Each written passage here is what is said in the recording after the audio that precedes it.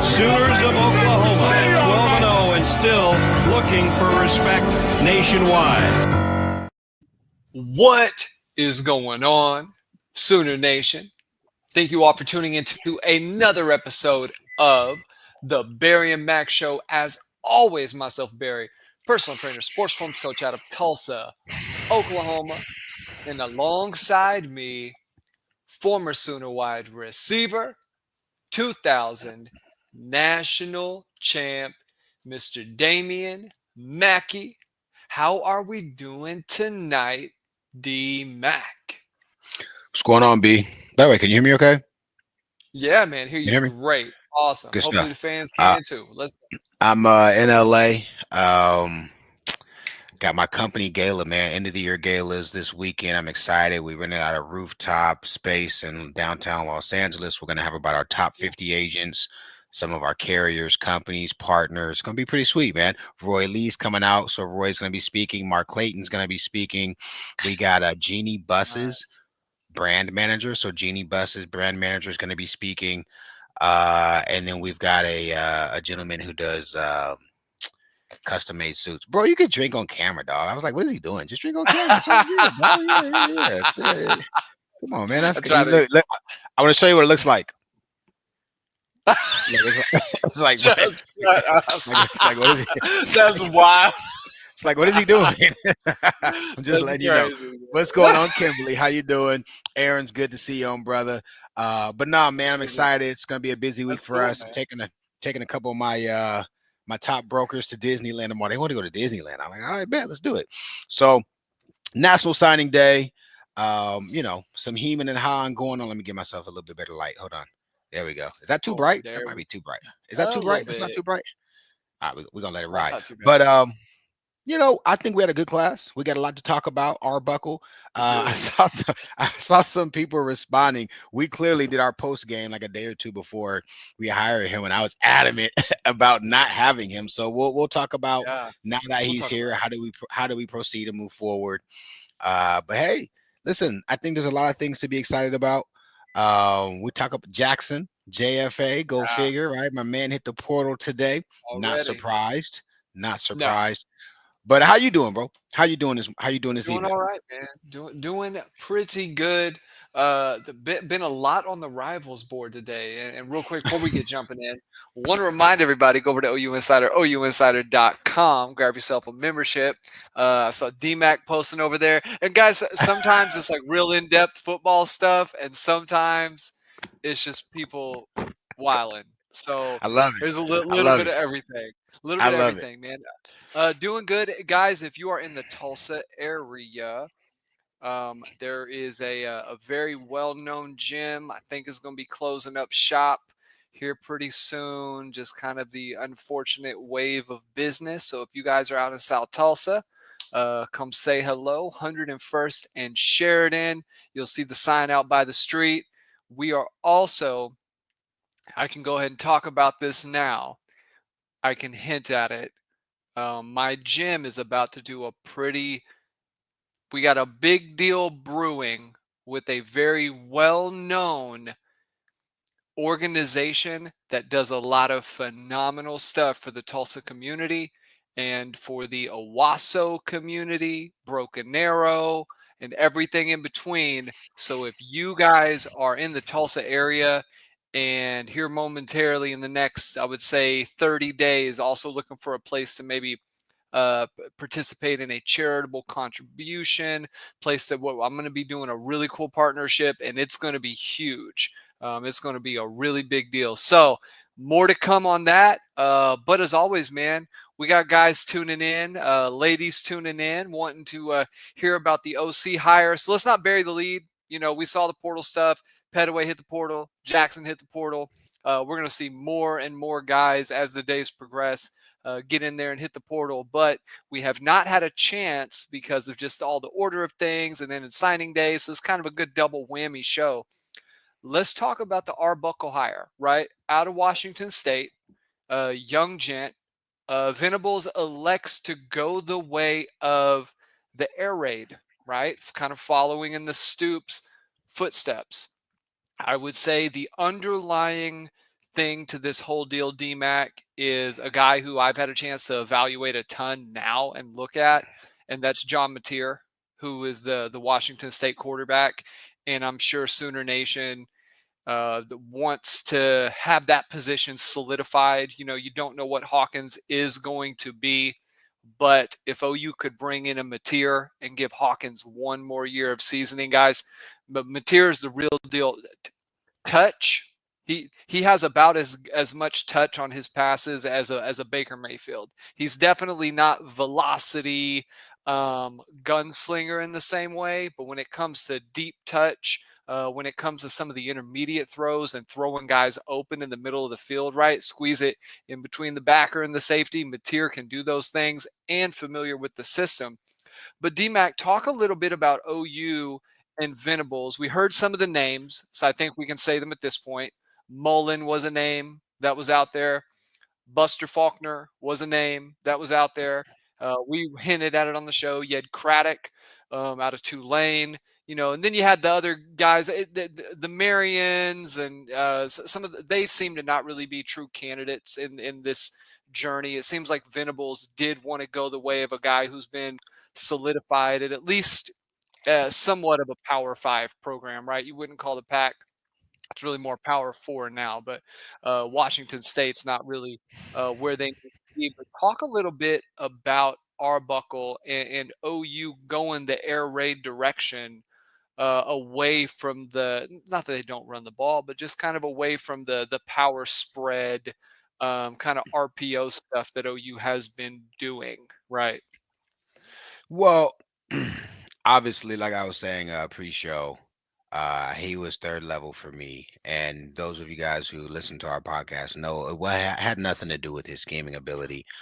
When you do a deep dive into what he has done in his short career, he has been responsible for creating NFL caliber quarterbacks. Most recently, Cam Ward, who's going to be going off into the NFL after his year with him, and then going on to Miami, and a couple other guys at Western Kentucky as well.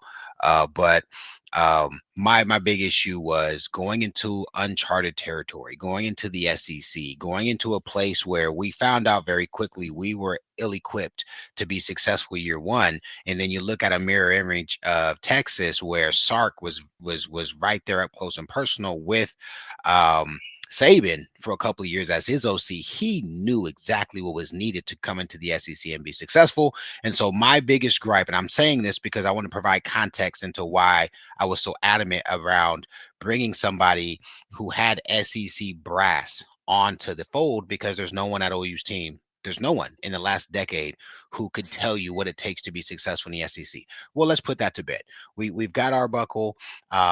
In terms of his ability, his talent, he's really good. Young guy, dynamic. Someone, if you would know this, if you guys were on Rivals, you guys know. Someone asked me an hour after he was hired, what are some things to look forward to? And a lot of people have been posting their interpretations. But I think the three things we can really immediately um, expect and feel good about with Arbuckle coming in is, number one, he's going to punish you in a light box. Teams want to play at 3-3-5, or they want to have overhangs that can really split the difference, and be those nickel kind of cheetah guys who can say, hey, I can jump in on the run, or be a good enough athlete to be, to cover the hole, or things like that nature in the past. Arbuckle's going to punish you with the quarterback run game. And the beauty and difference between his QB run versus, say, what we saw with Joe John, or some of the stuff we do with Seth, is it's very dynamic. There are going to be a lot of variations to what they're going to be doing, whether it's a lead, whether it's a power, whether it's a counter. There's a lot of variation to it. And what it does, and what he does, is he finds out where the nose is. Looking, depending on if if the center's covered or uncovered. I know I'm getting kind of technical here. And if the middle linebacker is stacked or uncovered, he's going to take the natural bubble. And so that's one thing that we can say, hey, aside from just saying hodgepodge QB draw, right? Because that's what it looked like we did a ton this year. And I think Joe John cleaned it up a little bit. But especially when Seth was there, it was just kind of like, oh, we're gonna run QB draw. No, they've got lead, they've got power, they've got counter, they've got strong side, it's weak side, there's a delay. There's a lot of variation to that. And guys, it's kind of like how Levy said, hey, I'm going to count the box. And if the box is heavy, we're going to pass. And if the box is light, we're going to run. He's very similar in saying if you have a light box, there's just not going to be enough guys to block, or excuse me, to tackle the quarterback, right? Because the quarterback is a threat to run. The quarterback's going to be a guy. He's gonna have lanes because it's going to be very simple scheme to get the quarterback there. So number one, and I think that's an important thing to discuss here because, I'll speak to Levy more so than Seth because Seth, like, I don't even know what our identity was, right? When we played Sure. Ole Miss, Yeah. remember we played Ole Miss? I was like, oh my God, we have an identity. Like you could see there was Yeah. finally a plan, There was a but plan. Arbuckle, it's going to put defenses in a dilemma because the quarterback is a threat every play.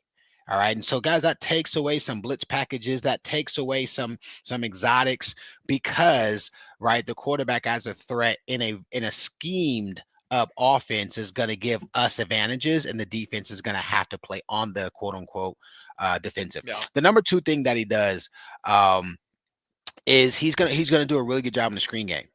All right. And so I know a lot of fans belabored that. And I belabored that just because Lord knows screens were a way for us to neutralize, 24, 25 years ago when I played.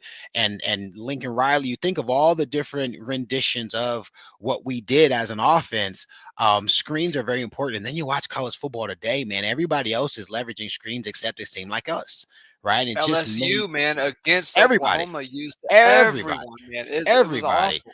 everybody. And so being able to simplify screens and in reality, guys, screens is just attitude. What I consolidated from our lack of being able to effectively run a scheme, execute a screen, is they didn't really put a lot of time, effort, or energy into it in practice. And so I guarantee you that Mm, going into the next season, that's going to be an emphasis that you'll see a lot of improvement, a lot of intentionality, again, a lot of variation. Don't worry. I can't say don't worry, but I imagine we won't see Bauer Sharp specials every boy, Saturday. We D-Mac, won't if see Bauer Sharp jet sweep. Do we really want a yeah, Bauer Sharp jet sweep double reverse throwback? Come on, bro. And he threw a pick. man. You know what I'm saying? I'm playing, but no, like we literally ran that. Like we ran the double reverse to Bauer Sharp to the throwback, and he just threw it up in the air for anybody to get. And so I think that's another thing we're going to take advantage of. And then last but not least, anticipation throws. And obviously, I'm not going to speak a ton to Mateer. Is that how you say it correctly? Mateer? Is that how you say his name correctly? Material, yep, He's yep, not a yep. Sooner yet, so I don't want to big up him yet. Let's get the Yeah, kid in house. yeah. Not He's not not a Sooner quite. just yet. Yeah. So, but I will say the offense, and again, it's something that I always that I was just concerned about this season. Like, why don't we throw a lot of anticipation throws over the backer, right? Put the backer in Yep. compromising situations, scenarios where you've got an over route and under route. And if the backer takes the over, throw the under. If the backer stacks up, throw the under. Or the over, excuse me. It's an easy read for your quarterback. And um addition by subtraction, I would say that's one of the weaknesses of Jackson Arnold. Over the course of this season, he had a ton of things that didn't work out in his favor. And I hope he's going to do well. I think he can do well. Kid's got a ton of talent, but bringing in a quarterback who can hit those in cuts, who can hit those dig routes, who can move a backer with their eyes and then throw it over his other shoulder, I'm just telling you, it's going to open the offense up. And Arbuckle's offense is really good at doing that. And so I say that to say, obviously we've had different platforms going over Arbuckle's offense, but I wanted to say Yep. those are things that I immediately noticed when I took a peek at some of the film. I watched the Boise game from start to finish. Yep. A good friend, watch this. So I'll say that. Here you go. Shameful plug. So one of my broker's son is a freshman running back at Wazoo. His name's Pulalasi. And so yeah, kids. By the way, kid's a stud. He's kind of a bruiser. He's kind of like an X Okay. Rob kind of a guy. Okay. He Okay. he got he got by the way, he got some quality run this season, a lot of good runs. So I Okay. hope to get Mike, his dad's name's Mike. I hope to get Mike to, give me some intel on what his experiences were with Sure. Arbuckle as a coach and leader in the offense and things of that nature. So all right, it's always weird. I always got some connections to some folks, but That's Literally, because you've been in uh, the game too long, man. I'm an OG, huh? That's why. Yeah. Legitimately a triple OG in the game now. Yep. But now I'm Yep. excited. I I want to see him bring SEC caliber dudes. I don't. I Yeah. Let me give you a moment of truth, Barry. Here's a moment of truth. One of the reasons we were so successful in 99, 2000, and before that next regime came in with the Tommy Harrises and Mark Bradleys, like those guys were legit talented roster wise with anybody in the country. We were in a dynamic offense that the Big 12 was not ready for. We had a tough group. We were tough SOBs. I mean, just like for real, like there wasn't a team in America that was going to punk us, but like that offense, you we didn't have a ton of NFL dudes, and we were young. You know what I'm saying? We were puppies. But you look at that Florida State team, Javon Walker, Anquan Bolden, Snoop Menace, I mean, Travis Minor, Yeah. the 30-year-old quarterback, right? And they had two or three O linemen. Our offense didn't have that talent. Luckily, our defense did, and that obviously was a huge benefit to us. But we're not going to be able to win in the SEC with smoke and mirrors. We're not going to be able to win in the SEC. We're not going to surprise anybody with this offense. We need dudes. And so when it comes to what we expect to get out of what we see in the next season, I mean, because next season's really a put it up or shut up season. Um, Arbuckle's going to come in and produce results. This isn't a 3-year turnaround. This isn't going to be some take your time and slow and steady wins the race. We got to have dudes, and so the O line, obviously the quarterback, Mateer would be a home run. I think the receiver position gets healthy. Let me tell you, Barry, Oh I know this man. for a fact. Two or three of those guys were on the fence of leaving. I'm talking about our receivers. Oh, they're coming back and they're staying in Oklahoma because of the offense. Yep. Now that there's a very clear and defined offensive scheme that we're going to be running with the OC that we're bringing on board, there were two or three of those guys, two for sure. Two of our receivers are like, I'm not going to come back, and they're absolutely coming back because of who we hired. So that's a good thing, and offensively, we'll see how we do. Well, I think that's a great segue. One of the things that he did, the two things that really stood out, the quarterback play under his tutelage consistently, guys can go through reads. When you watch Mateer play, a lot of people will say some guys just have it and some guys don't, and I think that that's true to an extent, right? Some guys can just see the field better, right? That's like that at every position. Some guys just have a better feel of things, but then also it's just reps. If you pick the right plays and you rep the right plays enough, and you know what to coach with your quarterback of, hey, eyes here, eyes here, eyes here, eyes back here, and you do that enough, and you have a system or style of way you teach it that is effective, you can coach a guy who maybe isn't great at going through progressions to get through progressions, right? I Yeah, think that is a massive, massive piece, and all of his guys do it. You see Ward do it well. Mateer does it really, really well. And for he seems a little programmed when he does it. It's not like Baker and a Kyler who like scan the field, can feel comfortable going all over the place. It's a little pre-programmed, but I think he can, even if you don't get a Mateer, but you get an OC like Arbuckle who comes in, who sees a guy like Hawkins who does have some arm talent, and he can train his eyes to be in the right place at the right time. The other thing that I like, can I say something right, before you is transition? go Can go I go say ahead, something? I go want to say ahead. because you said something that's really important, and I'm sorry, I'm looking for this article, but I think this needs to be said. Um, Someone said he doesn't run the air raid. His background is in that and some renditions. He is going to run some 12 and 13, so he's going to do some tight end stuff. So I do want to make sure we differentiate that. But to your point, Barry, and this is very important to say, how many times did we get on here after a game and I said pre-snap, at the snap, post-snap, right? That Yeah. is an air raid principle. And I wonder if Levy and or the stuff we ran this year doesn't really prioritize that, right? And Mm, because it always sure. felt like they were late or reactionary. Well, to exactly what you were saying, I know for a fact, based upon Arbuckle's the principles of what he's going to be running, the quarterback is going to be looking at pre-snap stuff. So we are going to be able to see, you're like, oh, because maybe he does have good eyes or maybe he doesn't. It's not going to matter. It's going to matter. That's a great thing if you have it. But what also is going to be in place is pre-snap. Oh, they're in too high. Oh, they're in shell coverage. The holes are going to be here, here, and here. Receivers, you need to get to Yep. those spots. And that's why you can make those anticipation throws, because that's how that offense is predicated, right? If I am in the air raid, some bones. You're right. I don't want a cookie cutter it to say, oh, he's going to be running leech. We're not going to be running ace flip 96 Z post, I imagine. But we will run concepts. And if they're in too high or if they're in single high, and they've got two uncovered middle backers, right? And they know those guys are going to be covering hooks. You're going to throw one. You're going to say, okay, those backers are in zone. They're going to be covering hooks. We have an under, we have an over, and we have a post, right? Pre-snap, the backer can't get to that post. I just got to move the safety with my eyes. The receiver knows it. The quarterback knows it. They're in too high coverage. They're in single high coverage. This is where the designated hole will be. And Barry, that's why you see on film, the quarterback can take his steps and know where the receiver is supposed to be so long as coverage Mhm. stays true.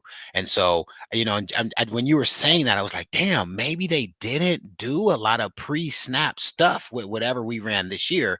But I do know the way Arbuckle was going to do it, they will. So I just want to interject and Yeah, say that I that's think that's interesting. that's pertinent. No. That's pertinent to say.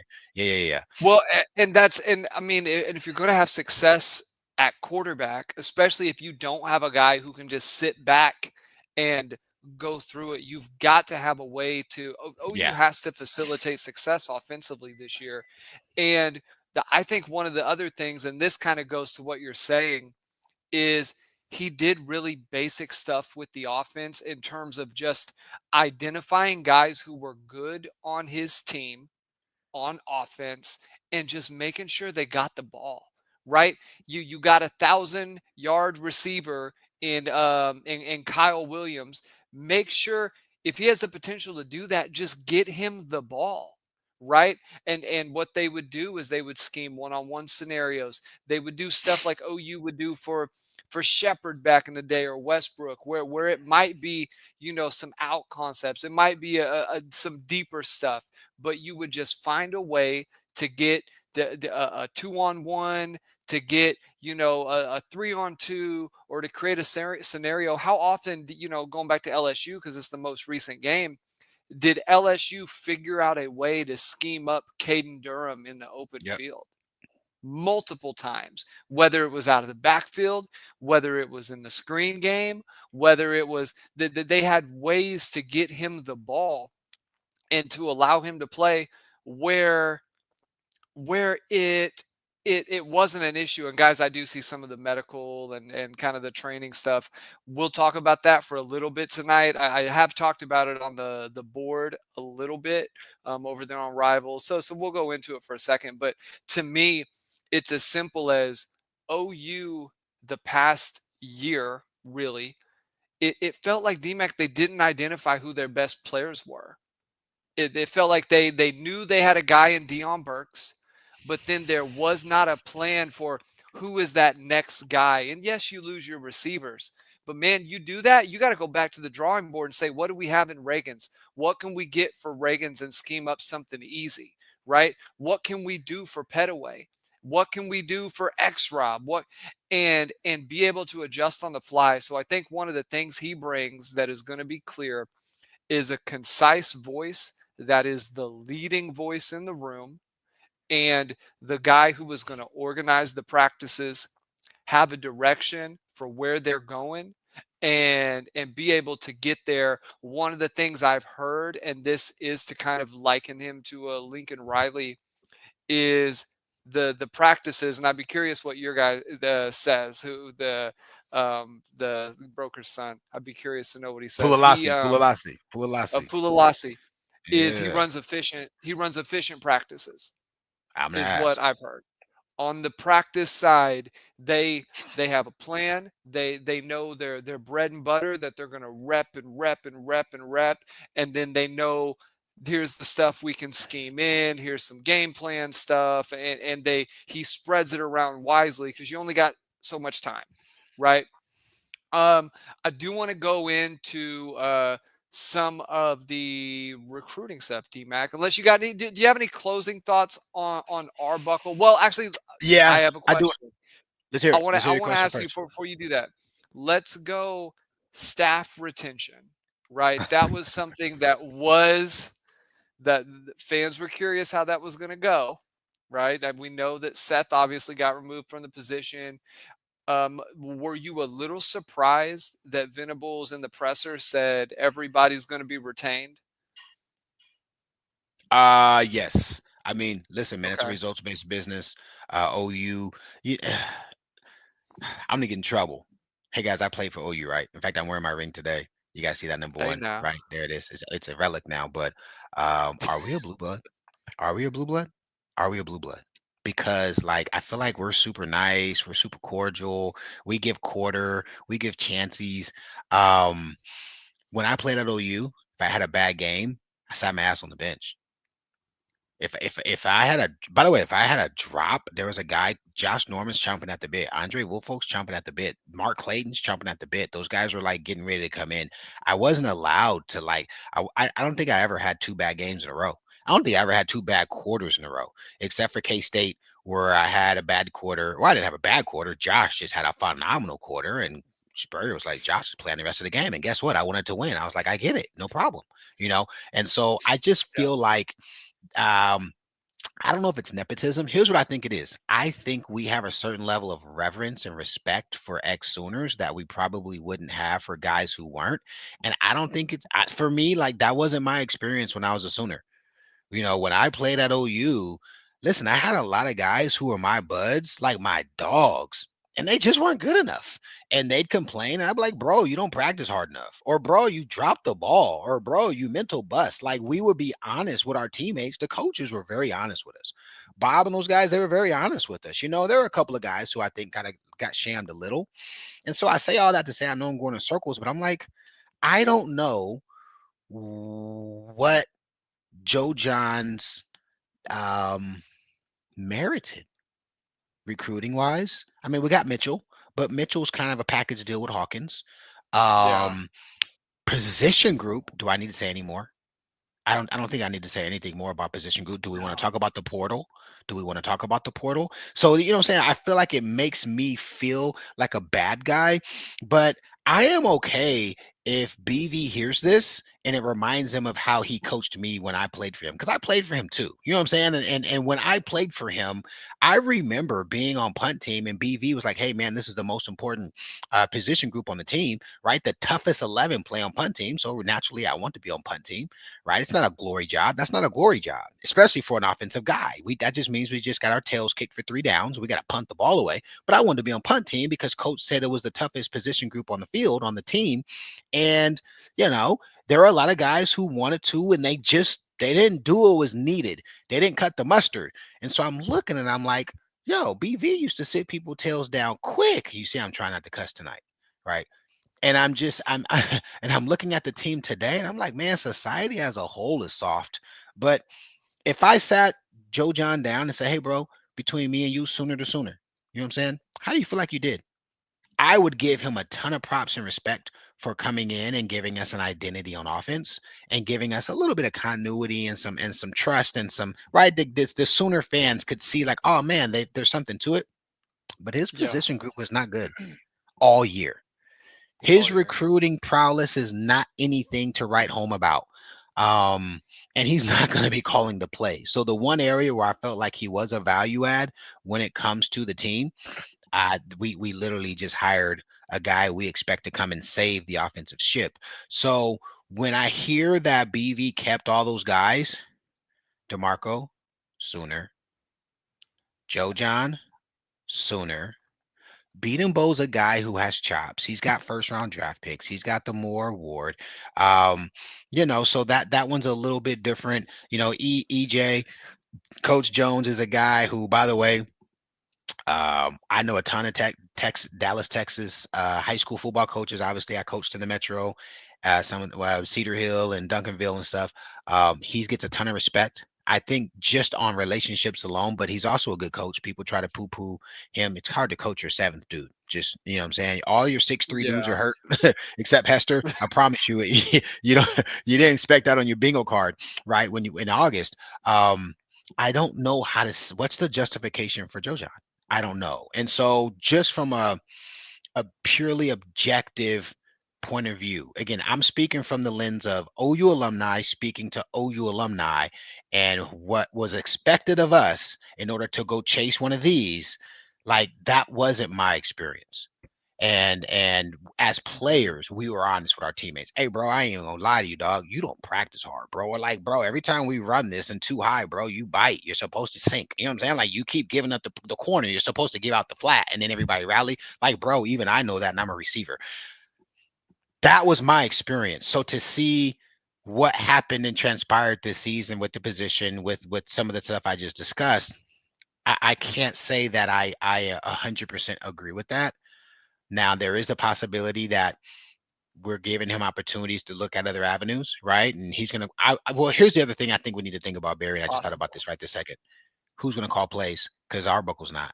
So there Yeah. might just be the idea that he needs to call plays and prep going into the bowl game. Still got a Lord, bowl game. Still got a bowl game. Lord, what I just thought about this. When we fire him today, then what are we gonna do? Because we're not running Arbuckle stuff. Seth didn't leave any stuff. The only stuff that looked decent was Joe John stuff. So now I just kind of sold myself on why he's gonna stick around. I think BV has enough connections that Joe John will land softly somewhere because he is a competent play caller, and that's something that I foresee him doing down the road. Yeah, that I saw some people talking about the portal a little bit. I think Hawkins is going to be a good option, right? He showed that he can throw the ball. He showed that in this offense with so Mateer, one of the things I hopped on, this isn't to just talk about him. It's more so what he can do within the scheme as ever elusive, and Mateer definitely has some elusiveness, some agility to his game. Hawkins has that in spades, more so. So the QB run game may even manifest with kind of how Arbuckle designs the system around his players, similar to what Riley did a little bit. That Hawkins has a chance to really let that be a focus. For me, not seeing any development in the running back position and consistently year after year seeing the young guys be the guys, I'm willing to kind of call that out and say if just from a person who not from having like NFL chops and just a person who coaches people and athletes as well, you you want to see consistent improvement and certain traits highlighted when you are trying to make a good product, right? You should see some of the same through lines with your players exhibited all the time. And I would just say with Murray's group, you didn't see that, but it's a good point. You still got to get the bowl game coached. And right now, you can say all these guys are being retained, and then end of the day, nobody's retained, right? I think when Riley left, they retained some guys defensively, and all of them ended up, you know, leaving. So Odom. you never really know. Yeah, all of them. So you never really know in that regard. Um, do want to touch on the portal. I know we talked about the Mateer possibly, being a guy who's getting looked at. Maybe not names, DMAC, but give the fans just your view of Arbuckle stepping in right now. What are the positions offensively and defensively, really, of need before we get to the recruiting class? Without names, what are the positions of need that you think really have to be addressed this offseason, I'm gonna try to do portal this quick. wise? We need an Yeah. elite tackle. We need an elite inside guard, center guard, one of each. Mm-hmm. Okay. Yep. Um, I I'm interested to see what shakes out with the running back room. I imagine two of those guys leaving. I think we need to go and portal a running back. Um, Probably a dynamic speed guy, somebody who can put his foot in the ground and go bump his head on the goalpost. Obviously, we need a quarterback now, especially with Jackson leaving. So we need a bona fide starter who is not I mean, if it's Mateer, he's pretty much going to be incumbent, right? I think that's Oh, pretty safe to yeah, say. yeah. If it's not him, Hawkins needs to go and have a fair opportunity to earn the job. We need two tight ends. We need a stretch tight end and we need an inline tight end on the offensive side of the ball. Um, and we need to be willing to spin at tackle. We need to be willing to spin and guard, center guard. To be honest with you, we've got some good depth. We've I actually think they got, do too. I agree. between EPO coming up and Sexton and those guys. Sexton played guard a lot, but he's probably a tackle for us. Ozita again. Remember? Do you remember when they were pissing on the old line? I was like, I gotta tell you guys that left guard, he's kind of all right. He was Ozita getting is nasty. he was getting Yeah, his tail kicked at first, but he kind of figured it out. He's gonna get stronger. Freshmen don't do anything but turn into sophomores, and when you're a sophomore, the game slows down. On the defensive side of the ball, the biggest thing we need to do is retain our talent. We need to do anything we can to keep Jaden. We need to do anything we can to keep Stone. We need to do anything we can to convince RMT to come back. Those three guys come back, and you've got a really strong nucleus, especially with Kip, Samio. A lot of puppies got a lot of burn this season, which I think was very smart of BV to yeah, do. We need a 6'3" enforcer at safety, right? We need a guy who's going to come in and be long, rangy, physical, can cover up guys down the field, can deal with jump balls because the SEC's got big, strong, fast receivers. Um, we need another corner. Guys, I love Eli. I did a season overview, 10 thoughts. I might do it on video and post it on our channel, Barry. anything Um, like that. Yeah, yeah, yeah, but I like Eli a lot. But in the SEC, even if receivers are covered, they're open because of his limitations size wise. And we've seen that bear out a couple times where he's literally right there, but the ball is out of reach. And that's a thing. That's a thing that we have to yeah, address. Um, and I don't know that we want him to be our one DB, right? In fact, he might even be a ridiculous nickel. I don't know. And I'm not trying to move the kid. He's a true freshman. He's gonna get bigger, stronger, yeah. faster, but we need to continue to improve our talent at the defensive back position as well. I imagine we're gonna have to spend a lot of money on defense just to keep the guys that we have that are dope. We're gonna need a backer. 100%. We need an alpha to Yep. come in. We need a T Marshall. We need a Lance Mitchell. We need a guy to come in and take over that alpha spot. Let Kip be there with him. Um, but but with the amount of injuries we had on offense, and the amount of talent that didn't get a chance to play, from the two big old linemen, Sexton and Taylor, to Everett as a center who missed half the season, Hatchet, those guys coming back with those, obviously getting their tails kicked a little bit, but understanding the SEC, that's big. And then on the defensive side of the ball, excuse me, us building that quality depth, it's also big. We should not do what we did last year, Barry. I don't want a bunch of B tier and C tier dudes. I want a dude at tackle. Like, I want the kid who went to A&M and then transferred to Kansas and is the number 3 inside offensive lineman in America. I think his name's Foster. He's a kid who wanted to be a Oh, yeah, Sooner, but yeah, his yeah. parents are A&M legacies, right? The kid went to KU and he's back in Get the him to portal. play Like, center, we man. need him to be guard, center guard, right? We Yeah, need, right, an Ohio State, you know, left tackle. You know what I'm saying? I don't want to get North Carolina A&T school for the deaf and blind third year second stringer. We don't need those guys this year. We need to yeah. be choosy with the portal guys. We need to go get proven commodities, and we need to be willing to pay to play because that's the game we're all playing now. Yeah, 100%. Like no more with the guys who came from Michigan State. Like you see Power 5, right? Big 10, but when you go watch the film, they were all just fringe guys even at Michigan State. And Spencer Brown was Yeah. never going to have a Uh, chance, right? It was almost, and I hate to say that, it was almost a disservice to him because he could have gone somewhere and maybe been the more of a highlighted player, had a little bit better time doing what he was doing. Maybe Oklahoma was great, the money was good, and he enjoyed it. You never know.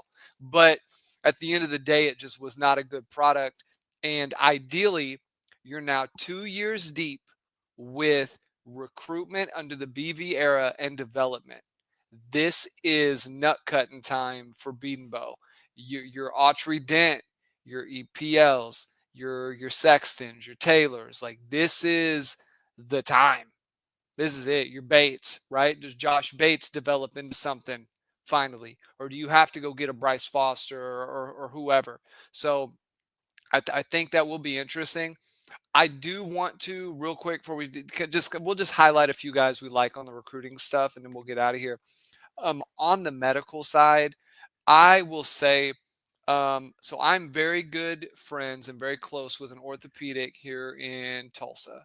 And here's what I will say to the folks who have been critical of the medical staff is the doctors who work on the players, do the surgeries, conduct all that stuff. Those are high level guys. Those are guys who know what they're doing. There's a lot of respect there, not just when they work with athletes, but when they work with everybody. And there's a lot of good stuff coming out of that. For me, as someone who, and maybe this is where OU has to reevaluate things, when when I have a player or a guy who I'm working with in an offseason and getting him ready for a season, if he gets into that season, D-Mac, and all of a sudden, like week 2, week 3, he has some kind of soft tissue injury, I take that personal. I take that as like, I didn't have him ready, right? Freak things happen, but man, if you're just running and you pull a hammy, to me, that's problematic, right? You have to have systems in place. You have to have strategy in place to balance the getting better performance and recovery. And to me, looking outside, looking in, there is a miss just kind of based on what you see around the country with the the strategy side of like getting guys better but having that balance, and then the recovery side. To me, there is a system there or something that has to get better for OU to take that next step and keeping these guys healthy, man. Because I hear of like hammy stuff and quad stuff and maybe not quite. I don't know, right? I don't know what kind of systems they're using to get those guys better. There are proven ways to do those things. So to me, I think a lot of that falls within the the strength staff, the training staff, right? The athletic trainers, the other people in between, just above them, some of the PTs and guys who are kind of head of that. To me, that's massive. Especially the thing that I highlight is when you see an entire position group that happens to be receiver, who, by the way, run the most distance of everybody within practice within a given year. You see all the same guys with soft tissue injuries, save Jaden, right? Jaden, ACLs, you never know when they're going to happen. It's just land weird, hit weird. You can have an ACL tear. But to me, when you see a position group, that screams either they weren't prepared well enough resiliency wise, or there was too much work put in and there wasn't a window of recovery allowed for these guys to get right. Maybe you needed to dial back their work, one of those weeks in fall camp. Maybe you need to say, hey man, taper in the summer, this is how we're going to monitor you, this is what we want to do. And maybe it's just position group specific, but to me, those are my thoughts. I think there's a lot of factors at play. It's not just any one thing, but I take it personal. If a guy has a soft tissue injury right off the bat, and I've never had it happen like that, I take that kind of stuff very personally. I want guys to be prepared and not get hurt at all. Right. So, hey, if you guys want to see something like that, I recommend you guys go watch. There's a great documentary done in like the 90s, maybe early 2000s. Coach's name was Schroeder, and he worked with Adam Archuleta. It's one of the best videos. It's like 45 minutes long. And if you guys want to see what it looks like to get an athlete prepared, have basic systems that build resiliency, flexibility, strength, function, Coach Schroeder, working with Adam Archuleta. If you just go YouTube, Adam Archuleta training videos, Coach Schroeder, you'll find it. It's spelt like old Dennis Schroeder with the Thunder a few years ago. But DMAC, He's played. real quick He's on. played for everybody. He's played for everybody. Don't say Thunder. He played for the Lakers too. He played for a ton of teams. That's very true. Real quick, man, on the recruiting stuff, because I think the transfer portal, that's the most important thing. I think that's where OU is going to either win or lose this upcoming season. I'd imagine you would agree on that. But for me, right off the top, CJ Nixon and Cortland Gilroy are my two top recruits for this class. I would say for those listening, if you have not seen the post I made over on Rivals, Cortland Guillory, I believe that's how you say it. Cortland Guillory is top 15 NFL draft pick worthy as a cornerback in 2.5 years. He is the kind of guy who's going to come in and be a Gentry Williams part two. You got two things that you guys can, if you're looking for the length, DMAC. Now he's a 6-footer, maybe 6'1" in cleats, but one of the things he has that Eli doesn't quite have is, and who would I liken him to? He just has great makeup speed, right? So when the ball is in the air, he makes those plays that look incredibly difficult, right? It looks like he's not going to be able to get underneath the ball because it's going to be too far, or he looks like he's too far away from a guy to be able to break and effectively deflect the ball. He is a guy who covers ground better than anybody in the class. And if you were looking for a player to be very, very similar to what Gentry Williams offers, a lot of people grade him as a boundary corner. I actually think he can play on the field side. I actually think he can play in space. He flips his hips extremely well, very fast feet. But between him and CJ Nixon, those are my two favorite guys in the class. I'll kind of leave it up to you. Maybe talk about some offensive guys, but for me, those are my two guys highlights of the entire class. So I got a couple of things I want to say. The injuries. There's three pieces. Barry hit all three very well. Training. Well, first thing, sports performance, surgery, training. Right. Everybody plays a role. They all have to work together. I think there's compounding concerns. I won't say issues, I'll say concerns. If there's not trust, no, first things first, if there's not trust, that's the biggest issue, right? In other words, if players and or parents don't trust a diagnosis or don't trust the rehab plan, right, that creates friction, concern, especially guys and parents who think they have an opportunity to play in the NFL. So that's one problem you want to park. And then the other problem is training and or rehab staff says a player is ready to go and a player doesn't feel like they're ready to go. Again, that's kind of an issue off of the trust, right? They don't trust what's being said. Because when I played at OU, we had Scott Anderson, and Scott Anderson was the man. Our primary rehab specialist was a guy by the name of Jim Hillis, who I still talk to this day. We had another person named Miss Anita Clark, who I still talk to this day. You know why? Because we trusted them. And so when an injury happened, I had to go see Dr. McGinnis. I came to OU at the torn AC. I think Dr. McGinnis is still there. I think he's still the head ortho surgeon. Yeah, they got good doctors.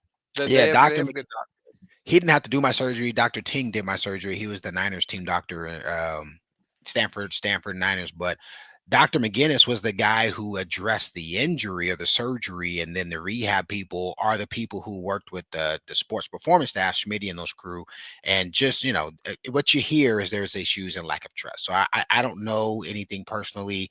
I've heard a lot of things offline about, by the way, 6-8 years. This is not like a this season thing. This is like there's been a lack of trust that needs to be addressed, and it's probably a Joe C issue even more so than a BV issue. So that's something that we'll be paying close attention to. On the recruiting class, I like the class. I like our receivers. I know we lost the kid to Nebraska today or yesterday or whatever. The kid from Oklahoma City, I really like. I don't, me. I'll find out their names if we find out they're any good, if they stick around. I just kind of watch the film and give my ideas. But I also like the kid from Lancaster, or I say I gotta stop doing that. I gotta stop doing that. I lived in Dallas. Dang it.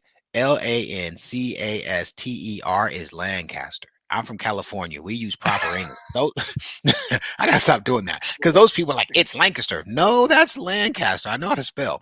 But the kid Man, from Lancaster, if you're from South Dallas, you know what I'm talking about. But if jeez. the kid from You have many Lancaster choices is in Elijah Thomas. Yeah. I like both of them. I like both of the receivers. I obviously, my little cousin plays for Louisville. By the way, he's a huge recruit 2027. OU already offered him at slot receiver, running back kind of a thing. DJ Martin the third. He was flirting with Texas, kind of pissed me off. But he told me he didn't think the big lineman Fasasi would leave. He's an honor kid. He's a kid that his word means a lot. The family is that they've got that level of respect, and so um, seeing us being able to get that high caliber 5-star recruit, I think is really important. I like a couple of our D linemen. I like the 6'3", 270-pound kid. I forget his name. I like our safety. Man, we got a safety named Robinson. I want to say we Earl so Marion Robinson. Yeah. what we lack in Very talented. numbers, Yeah. I think as a class, we bring a ton of value. I like that we have some competitive depth coming back. But I mean, at the end of the day, this is what I was telling guys on Rivals today. I said, guys, we need to stop complaining until we see the portal. You can't complain about recruiting anymore. And when Miami changed their whole season because of the portal, Ole Miss changed their whole season because of the portal, right? You're seeing teams say, hey, maybe we need to put about 60% effort into recruiting and betting on predicting what an 18, 17-year-old kid can do, and then put 40 to 50% into that 19, 20, 20, 21, 22 year olds who have proven they can do it at the college level, guys who can come in and bring an attitude, bring a culture, bring physicality that you can see on film. So I like I said earlier, Barry, I want to see us go and get a name backer, a name tackle, obviously quarterback with Jackson going on to greener pastures. If we do that, I think we have the makeup of a very good team. And I think BV was able to sell the Oklahoma Brass, talking about Josie and the rest of the crew. Like, we don't have an absorbing a year of injuries. And then obviously I love what BV said. I made a mistake. Seth Luttrell was Hmm. a bad hire, right? He owned it, man. I think Big that was a time. very wise thing for him to do. There it is, Omarion Robinson. Yeah. I think he's earned the year. I think it's going to be one where we've got to figure out ways to win. And so when I think about that, and I think about Arbuckle, and again, guys, like I said, if you ask me his three main attributes, he's gonna punish a light box for the quarterback. He's gonna put a ton of pressure on backers and safeties with action. And you made a very good mention to it, guys. Arbuckle's gonna get his top guys schemed open, right? That Williams kid, Kyle Williams, is that his name? Kyle Wilson, Kyle Yep. Williams is Yep. the number two. They got him the football. So I think about a guy like Burks. People say Burks was overrated. Burks is at a position where he's depending on the quarterback to get him the ball and get him the ball in position to do something with it. When you're a slot receiver, you don't get a ton of 70-yard bombs. You're going to be catching balls in between backers, and if it's put on you the right way, you can cut up field and make stuff happen. And that's what Josh did really well for us, and that's where Nate struggled 2001. And of course Jason came in, and Jason was really good at it excuse me. So I look at the recruiting class. I think here shortly we'll be seeing some portal guys. When is the portal open for people to make decisions on where they go? I don't know. Do you know? I mean, it opened Monday. So guys were dipping in there on Monday. I would at this point, I believe visits and contact or whatever. Right, the ninth is the where they can go. Yeah, so you can enter your name. Thanks, Bishop. I appreciate that. Um, that's when schools can contact guys. Right, so you When can can enter guys your say name so guys can say I'm going to OU on the ninth? on the ninth. Yep, yep. Okay. Okay. Yeah. Perfect. So, and it's going to be interesting. Like right now, I mean, you're basically seeing the guys who are going to be first entry, probably get the lion's share. All these big names are entering at this point, and then as things proceed, you'll see some of the lower names. OU, and this to me is where they've missed, is on the first wave of the portal when the big names hit, just not securing a few guys right off the bat and waiting for things to linger too much. It felt like what happened with Trey Harris. It felt like what happened with Jackson Dart, right? It felt like, I mean, there was like a lot of moving parts with things, but for OU to succeed, I think you're dead on. And for, I mean, really any team at this point, Georgia does it to an extent. They've just had years of depth built up kind of pre portal, right? But they still are doing portal things and getting big time talent. But you got to be able to turn over your team. And for OU, if they could just elevate the talent on that line of scrimmage on the offensive side and be able to get a quarterback who, you made a good point with Burks. Like Burks in the right system, yeah, he didn't look like what he was supposed to be. He is a guy who catches a 6-yarder and takes it 30 on a consistent basis. He can make guys miss. He gets his, we talked about at the beginning of the year, he gets his feet down, he gets his head turned around, he's explosive with his first few steps, and he's got some decent speed. And then you got a guy like Raggins. He's sub 4.3, bro. He's 4.41, Yeah. 4.42. All you gotta do is go watch the And then spring game. Go watch the spring 100%. game. And then to have a guy to me like a Raggins or a Petaway and not have something ready to go. Like even Bob Stoops, when he was found a way, Alex Ross was not a great running back, but Bob found a way for him to make an impact on the football team. And he said, man, this guy's a hell of a kick returner. We'll put him back there. That's what he does well. And I know it's not offense, but it's like seeing the vision of a guy and going, this is what we need from you. But guys, want to thank you all for hopping on. We won't make this thing last too long here tonight. We've done our duty. The Barry and Mack show, OUinsider.com. If you guys are not members of OUinsider.com and you were following recruiting, I don't know what the heck y'all were doing, because all of the best intel, all of the stuff surrounding Fasusi. If you wanted to know about the kid who flipped from Okie State today, Jet knew it, right? All of that was on OU Insider before it hit anywhere else. And then, of course, we're over there having conversations with the people, for the people, about the people playing Sooner football. So if you guys want to do that, go over there, get yourself a membership. I think they're running a promotion at the moment. If not, the guys, they're running stuff all the time. So just go get it. It's worth it. Grab yourself one. We're going to be bringing you a lot of stuff pre-bowl game. We'll obviously be talking more about Arbuckle. We'll do some scheme stuff and kind of allow Damien a chance to look at the tape. If you guys follow me on Twitter, on X, go over there. I'm posting stuff about some of the players who may fit the system a little bit. Posted a few things on Mateer, some of the things he did. If he ends up hitting the portal, I think we'll probably know where he goes, but nothing set in stone here just yet. D-Mac, closing thoughts before we get out of here tonight, brother. You know what, I just want to say thank you to people who've been logging with us consistently, man. Nomad, The Truth, Boom, just salute, man. You guys tap in with us consistently. Bishop, we've got some real ones over here, and I just want to let you guys know we appreciate you. We'll get back to doing some Q&A. I think it's important to let you guys be heard and have us ponder some of the things you guys are thinking as it relates to the team. We've got a bowl game, and my hope, oh, big homie Jay is hilarious, by the way. I don't know if he's still Oh, on he's there. great. He's on the board too. He's fantastic. That's my guy, by the way. You my guy. Plus he's Mike T's people, so anybody who's Mike T's people or my people, Michael Thompson, my old teammate. Guys, we're in the midst of our team being turned over. I think we're going to be a more talented team next year than we were this year. Of course, my crimson color glasses are coming in. I'm always I'm always an apologist for us, but I'm a realist. I'm gonna tell the truth. I'm excited about Arbuckle. Guys, I want to say this: he's gonna run the football.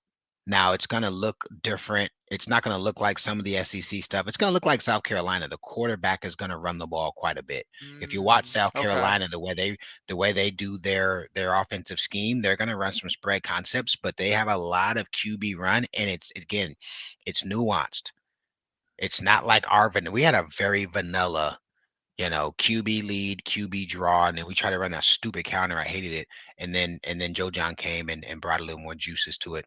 But I'm excited about what we're gonna do. If I had my choice, I would have been throwing a bunch of money at Coley. You got, if you know, you know. Um, but aside from that, the guy is. I think he's gonna do a great job in giving us an identity on that side of the ball, giving us some attitude on that side of the ball. I think we're going to get back to scoring points. I think you guys are going to get back to seeing guys running, not necessarily wide open, but the play is going to be there. The play is going to be made, and you're going to see some Sooners bumping their head on the goalpost. And that's what we're accustomed to the last 25 years. Our history, whether we're running the Yep. bone or whatever we've been running, OU scores points. And so I think we'll get back to that. Um, I don't know, Barry. We'll figure out what we'll do for schedule wise the next couple of weeks and then Yeah. going into the off season. But yeah, man, attitude of gratitude for you guys. You know what I'm saying? Barry and I started this in October. Guys, we started this YouTube channel in October. We were strictly audio our first 2 years. And by the way, we had some studs who rocked with us even then. You guys are dope. I just want to say that. Sooner fans are aware. You guys are very tuned in to what's happening. You guys ask really good questions. You guys call us out when we make mistakes, which I'm all Yeah. in. I don't mind being Yeah. held accountable. They get And, after it. it's a special community to be in that interlocked OU. So appreciate you guys for Absolutely. everything. I'm gonna grab myself some dinner. Yeah, man. Me too. Sooner Nation. Want to thank you all for hopping on. As always, we will see you soon.